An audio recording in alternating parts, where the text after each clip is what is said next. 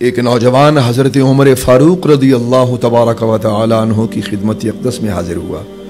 اس نے کہا حضور ناکامیاں بہت ہیں، کامیابیاں بہت کم ہیں، کچھ ایسا ارشاد فرمائیے کہ ناکام نہ ہوں اور کامیابیوں کی سیڑھیاں چڑھتا جاؤں۔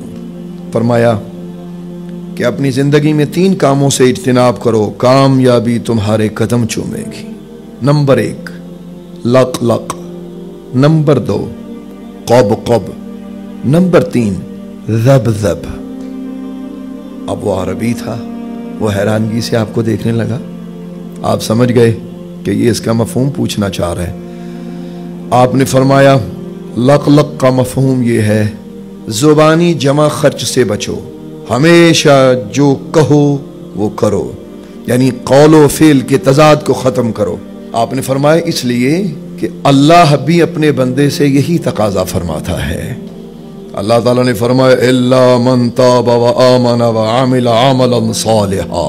اللہ تعالیٰ فرماتا میرے بندے تو توبہ کر، توبہ کرنے کے بعد تیرا رب تجھ سے 2 چیزوں کا تقاضا کرتا ہے، ایک ایمان زبان سے اقرار کر اور دوسرا اپنے اعضاء سے اس کا اظہار کر۔ ہمارے معاشرے میں آپ کو بڑے لوگ ایسے ملیں گے، زبان کے ہیرو کام کے زیرو، اور یہ سب کے سب لق لق کا شکار ہیں۔ دوسری چیز قب قب۔ اس نے کہا حضور قب قب کیا ہے؟ کہ پیٹ پوجا سے بچنا۔ اس نے کہا حضور ہم تو اللہ کی پوجا کرتے ہیں، بھلا پیٹ کا پجاری کون ہوتا ہے؟ آپ نے ارشاد فرمایا پیٹ کا پجاری وہ ہوتا ہے جو حلال و حرام کی تمیز ختم کر کے جو ملے بس ہڑپ کرتا جائے، تو ایسا نہ بننا۔ تیسری چیز ذب ذب۔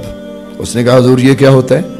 آپ نے ارشاد فرمایا کہ جنسی خواہش کے پیچھے پڑ کے اپنے آپ کو برباد مت کرنا، جنسی بے حرا روی سے بچنا۔